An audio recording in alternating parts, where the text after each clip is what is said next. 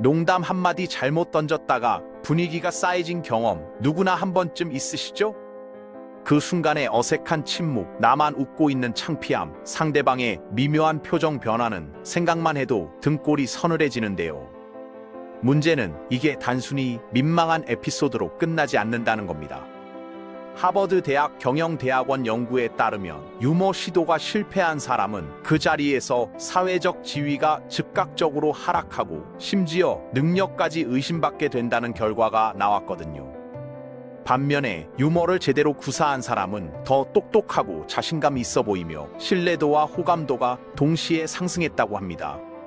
웃음 하나가 당신의 인상을 완전히 바꿔놓을 수 있고 잘못 쓰면 쌓아온 이미지를 한순간에 무너뜨릴 수도 있다는 얘기죠. 오늘은 어떤 자리에서든 통하는 4가지 유머 기술과 그 활용법에 대해 깊이 있게 이야기해 보겠습니다. 본격적으로 들어가기 전에 유머가 왜 작동하는지 그 원리부터 짚고 넘어갈게요. 우리 뇌는 기본적으로 패턴 인식 기계라고 할 수 있는데요. 끊임없이 정보를 수집하고 다음에 무슨 일이 일어날지 예측하려는 본능이 있거든요. 대화를 나눌 때도 마찬가지예요. 상대방이 말을 시작하면 우리 뇌는 자동으로 그 이야기가 어디로 향할지 예상하기 시작하고 대부분의 경우 그 예측은 맞아떨어지죠. 그런데 바로 이 예측이 완전히 빗나가는 순간 뇌가 잠깐 혼란을 겪다가 그 어긋남을 인식하는 찰나에 웃음이 터지는 겁니다.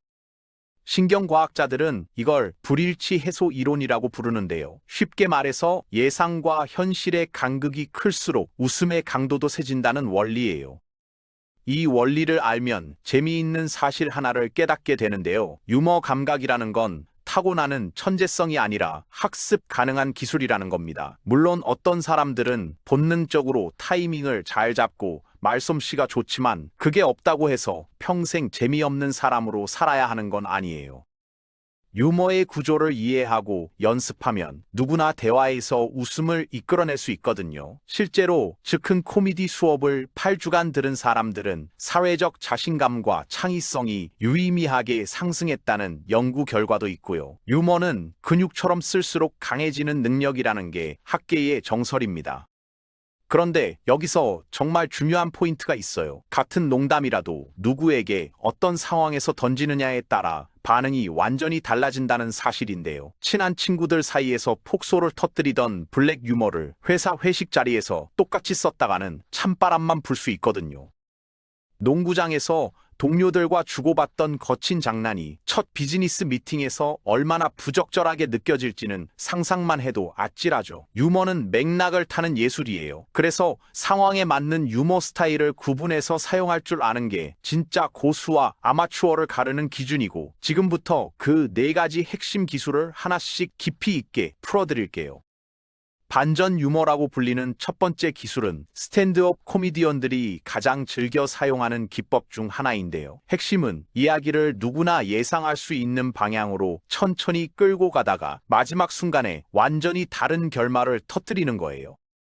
영어로는 미스 디렉션이라고 하는데, 마술사가 관객의 시선을 한쪽으로 유도해 놓고 반대편에서 트릭을 펼치는 것과 같은 원리죠. 청자의 뇌가 이렇게 끝나겠지 하고 결론을 예측하는 바로 그 순간 전혀 엉뚱한 방향으로 꺾어버리면 그 간극에서 웃음이 폭발하는 겁니다. 구체적으로 어떻게 작동하는지 단계별로 설명드릴게요. 먼저 충분히 그럴듯한 전제를 세워야 해요. 너무 황당한 설정으로 시작하면 청자가 애초에 예측 자체를 포기해버리기 때문에 반전의 효과가 사라지거든요. 현실적이고 공감 가는 상황을 깔아줘야 상대방의 뇌가 자연스럽게 결론을 예상하기 시작해요. 그 다음에는 그 예상을 강화하는 방향으로 이야기를 전개하다가 마지막 한 문장에서 완전히 다른 곳으로 튀어버리는 거죠. 중요한 건 이 반전이 즉각적으로 이해 가능해야 한다는 점이에요. 설명이 필요한 농담은 이미 실패한 농담이거든요.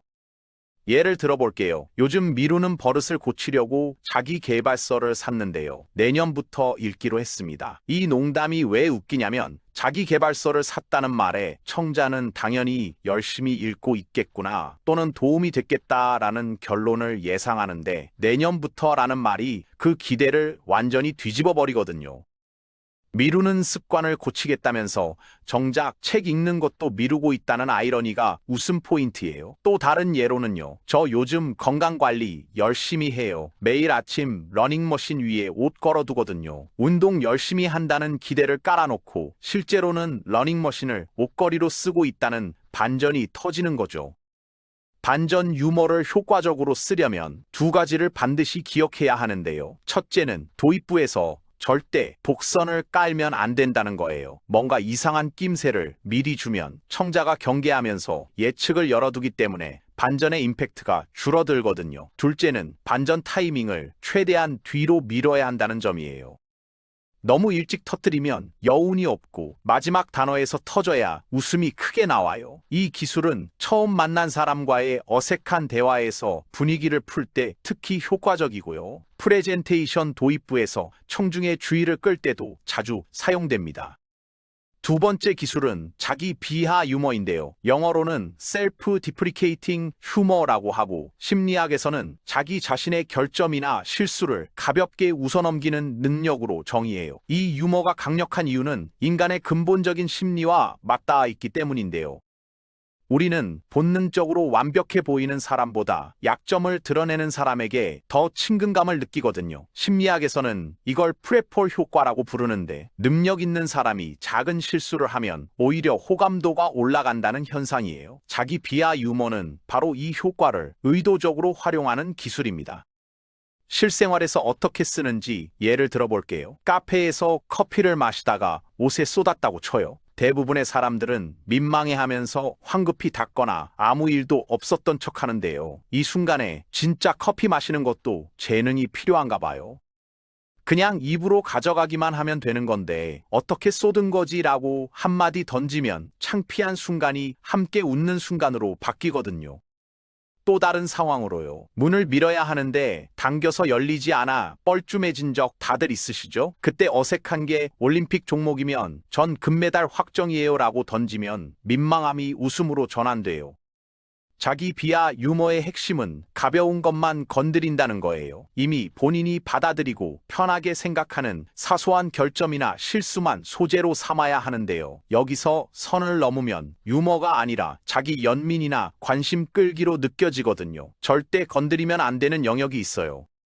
자기 외모에 대한 심각한 콤플렉스, 정신건강 문제, 트라우마, 깊은 불안감 같은 것들은 농담 소재가 되면 안 됩니다. 특히 아직 친하지 않은 사람들 앞에서 이런 농담을 하면 상대방이 어떻게 반응해야 할지 몰라서 불편해지고 분위기가 급격히 무거워지거든요.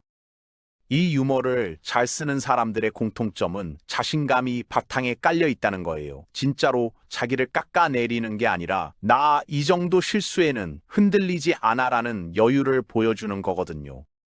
그래서 자기 비하 유머를 들은 사람들은 이 사람 편하다, 같이 있으면 부담 없겠다라는 인상을 받게 되고 그게 바로 호감으로 이어지는 거죠.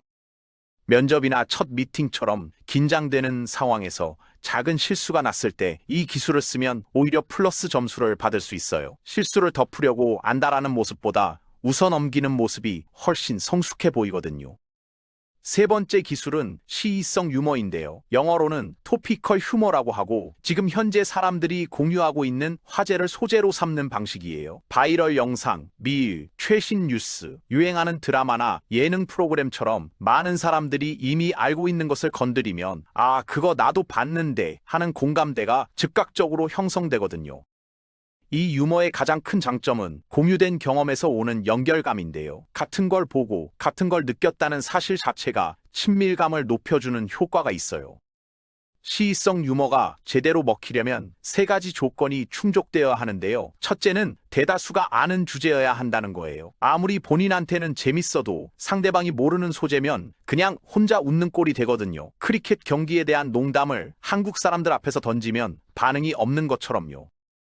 둘째는 아직 식지 않은 따끈따끈한 소재여야 한다는 점이에요. 유통기한이 지난 밈을 쓰면 센스 없는 사람처럼 보일 수 있거든요. 셋째는 논쟁을 일으키지 않는 선에서 다뤄야 한다는 건데요. 정치나 종교처럼 사람들 의견이 갈리는 주제는 웃음 대신 불편함을 유발할 수 있어요. 구체적인 예를 들어볼게요. 최근에 빅풋이 숲에서 브이로그를 찍는 패러디 영상이 틱톡에서 엄청나게 돌았다고 쳐요. 친구들이랑 모여 있을 때 우리가 수십 년간 빅풋 찾겠다고 산을 뒤졌는데 걔는 그냥 와이파이 터지길 기다리고 있었던 거야 라고 던지면 다들 아는 소재니까 웃음이 바로 터지는 거죠. 또 다른 예로요. 요즘 특정 드라마가 대유행이라면 그 드라마의 유명한 장면이나 대사를 살짝 비틀어서 현실 상황에 적용하는 거예요. 야근하는 상황에서 드라마 대사를 패러디해서 쓰면 같이 그 드라마를 본 동료들은 빵 터지거든요. 시의성 유머를 잘 쓰려면 평소에 트렌드를 꾸준히 체크하는 습관이 필요해요. 소셜미디어를 전혀 안 하는 사람은 이 유머를 쓰기 어려운 게 사실인데요. 그렇다고 억지로 모든 밈을 알 필요는 없고 자기 주변 사람들이 주로 소비하는 콘텐츠가 뭔지 파악하는 정도면 충분해요. 직장 동료들이 다 보는 예능이 있다면 그걸 소재로 삼으면 되고 친구들 사이에서 유행하는 게임이 있다면 그 게임 관련 농담을 던지면 되는 거죠. 핵심은 상대방과 내가 공유하는 문화적 맥락을 정확히 파악하는 거예요.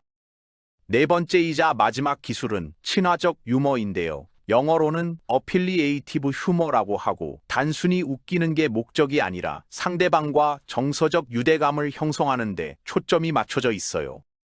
심리학 연구에 따르면 함께 웃는 커플일수록 관계 만족도가 20% 이상 높게 나타났고요. 직장에서도 팀원들과 자주 웃는 사람이 협업 능력과 리더십 평가에서 더 높은 점수를 받았다고 해요. 공유된 웃음은 우리는 같은 편이야 라는 무의식적 신호로 작용하기 때문에 관계의 질을 빠르게 높여주는 효과가 있거든요. 친화적 유머의 핵심 원리는 나와 상대방을 모두 포함시키는 거예요. 특정 한 사람만 겨냥하는 게 아니라 우리 모두 이런 경험 있지라는 공감대를 만드는 농담이어야 하는데요. 누군가를 놀리거나 비꼬는 느낌이 조금이라도 나면 이건 친화적 유머가 아니라 공격적 유머가 되어버리거든요. 미묘한 차이지만 받는 사람 입장에서는 완전히 다르게 느껴져요. 웃으면서도 기분이 좋아지는 유머와 웃기는 한데 왠지 기분이 찝찝한 유머의 차이가 바로 여기에 있습니다. 실제 상황에서 어떻게 쓰는지 예를 들어볼게요. 친구랑 함께 시험 공부를 하고 있다고 쳐요. 우리가 내일 시험 붙으면 그건 교수님이 우리 불쌍해서 점수 준 거야 라고 던지면 아무도 기분 나빠하지 않으면서 다 같이 웃을 수 있거든요. 왜냐하면 둘 다 열심히는 했는데 확신이 없는 그 불안한 감정을 공유하고 있으니까요. 이 농담은 누구도 깎아내리지 않으면서 우리 둘 다 같은 처지라는 동질감을 만들어내요. 또 다른 예로요. 회사에서 야근하는 상황이라면 우리 이러다 여기서 새해 맞이하는 거 아니야 라고 하면 같이 고생하는 동료들과 웃으면서 연대감이 생기는 거죠. 친화적 유머가 다른 유머들과 가장 다른 점은 목적 자체가 관계 구축이라는 거예요. 반전 유머나 시의성 유머는 내가 재치 있다는 걸 보여주는 측면이 있는 반면 친화적 유머는 상대방을 편하게 만들고 우리 사이의 거리를 좁히는 데 집중하거든요. 그래서 처음 만난 모임에서 분위기를 풀고 싶을 때, 썸 타는 상대에게 자연스럽게 호감을 전하고 싶을 때, 새로 합류한 팀에서 빠르게 적응하고 싶을 때 이 기술이 특히 빛을 발해요. 무거운 비꼬기나 이중적인 뉘앙스는 철저히 배제하고요. 순수하게 함께 웃을 수 있는 포인트만 찾으면 됩니다. 이제 4가지 유머 스타일을 다 살펴봤는데요. 여기서 끝이 아니에요. 기술을 아는 것과 실제로 잘 쓰는 것 사이에는 큰 차이가 있거든요. 아무리 좋은 농담도 타이밍을 잘못 잡으면 완전히 망하고 분위기를 못 읽으면 오히려 역효과가 나요. 그래서 유머를 실전에서 효과적으로 쓰기 위한 추가 원칙들을 몇 가지 더 말씀드릴게요. 타이밍이 절반이라는 말이 있는데 유머에서는 절반이 아니라 거의 전부라고 해도 과언이 아니에요. 똑같은 농담도 적절한 순간에 던지면 폭소가 터지고 잘못된 순간에 던지면 싸늘한 침묵만 흐르거든요. 상대방이 진지한 이야기를 하는 중간에 끼어들어서 웃기려고 하면 공감 능력 없는 사람으로 찍히고요. 분위기가 아직 충분히 풀리지 않았는데 센 농담을 던지면 튀는 사람 취급을 받아요. 유머의 반은 무엇을 말하느냐이고 나머지 반은 언제 말하느냐입니다. 아무리 내용이 좋아도 타이밍이 어긋나면 효과가 제로가 되는 거죠. 좋은 타이밍을 잡는 방법은 상대방의 에너지를 읽는 거예요. 대화 중에 긴장이 조금 풀리는 순간, 잠깐의 공백이 생기는 순간, 가벼운 주제로 넘어가는 전환점 같은 때가 유머를 던지기 좋은 타이밍이거든요. 반대로 누군가 감정적으로 힘든 이야기를 하고 있거나 중요한 결정을 앞두고 진지한 논의 중이거나 갈등이 있는 상황에서는 유머가 오히려 상황을 악화시킬 수 있어요. 읽는 능력이 부족하다면 일단 보수적으로 접근하는 게 안전해요. 확실히 괜찮겠다 싶을 때만 던지고 애매하면 참는 거죠. 분위기 읽기와 함께 중요한 게 상대방 맞춤 전략이에요. 사람마다 유머 취향이 다르기 때문에 한 가지 스타일만 고집하면 안 되거든요. 어떤 사람은 지적인 말장난을 좋아하고 어떤 사람은 과장된 리액션에 웃고 또 어떤 사람은 따뜻한 공감형 유머에 마음을 여는데요. 상대방이 어떤 유형인지 파악하고 거기에 맞춰 스타일을 조절해야 해요. 처음 만난 사람이라면 일단 가장 안전한 친화적 유머나 가벼운 자기 비하 유머로 시작해서 반응을 살피고 그 사람이 어떤 유머에 더 잘 웃는지 데이터를 모은 다음에 점점 레퍼토리를 확장해 나가는 게 좋아요. 또 하나 기억해야 할 건 유머는 연습이라는 사실이에요. 세상에 타고난 개그맨은 생각보다 드물고요. 유머러스하다고 알려진 사람들 대부분은 수없이 많은 썰렁한 반응을 겪으면서 감각을 키운 거거든요. 처음에 농담이 안 먹혀도 좌절할 필요 없어요. 오히려 실패해서 배울 게 더 많아요. 어떤 타입의 유머가 어떤 상황에서 통하는지, 어떤 표현이 사람들에게 잘 먹히는지, 어떤 타이밍이 효과적인지 같은 데이터를 쌓는다고 생각하면 됩니다. 실패할수록 성공 확률이 올라가는 게임이에요. 코미디언들도 새로운 소재를 테스트할 때 작은 클럽에서 수십 번 망하면서 다듬는다고 하잖아요. 유머 실력을 키우는 구체적인 연습 방법 몇 가지를 알려드릴게요. 평소에 유머러스한 콘텐츠를 많이 접하는 게 도움이 되는데요. 스탠드업 코미디를 보면서 어떤 구조로 농담이 만들어지는지 분석하고 웃긴 사람들의 대화를 관찰하면서 패턴을 익히는 거예요. 머릿속으로만 생각하지 말고 실제로 입 밖으로 내보는 연습도 중요한데요. 거울 앞에서 혼자 연습하거나 친한 사람 앞에서 먼저 테스트해보는 게 좋아요. 그리고 실패했을 때 너무 움츠러들지 말고 왜 안 먹혔는지 복기하는 습관을 들이면 빠르게 성장할 수 있거든요. 마지막으로 유머의 진짜 목적을 잊지 않는 게 중요해요. 유머는 내가 얼마나 재치 있는지 보여주는 수단이 아니라 상대방과 연결되기 위한 도구예요. 내 재능을 뽐내려는 마음으로 농담을 던지면 상대방은 그걸 느끼고 부담스러워 하거든요. 반면에 이 순간을 함께 즐기자라는 마음으로 던지는 유머는 기술이 조금 부족해도 진심이 전해져요. 요즘처럼 모두가 소외감을 느끼기 쉬운 시대에 유머로 사람들과 이어지는 것, 그게 어쩌면 가장 진심 어린 소통 방식일지도 모릅니다. 정리하자면요. 반전 유머는 예상을 깨서 놀라게 만드는 기술이고 자기 비하 유머는 나의 불완전함을 편하게 드러내서 친근감을 주는 방식이며 시의성 유머는 모두가 아는 소재로 즉각적인 공감대를 형성하는 것이고 친화적 유머는 함께하는 경험으로 정서적 유대감을 쌓는 거예요. 이 네 가지를 상황에 따라 적절히 섞었으면 어떤 자리에서든 분위기를 살리고 사람들의 마음을 열 수 있습니다. 유머는 타고나는 게 아니라 학습하는 거고요. 실패를 두려워하지 않고 꾸준히 연습하면 누구나 대화에서 웃음을 이끌어내는 사람이 될 수 있어요. 중요한 건 기술보다 상대방을 향한 진심이고 그 진심을 담은 유머는 어떤 화려한 말솜씨보다 강력하게 사람들의 마음에 닿습니다.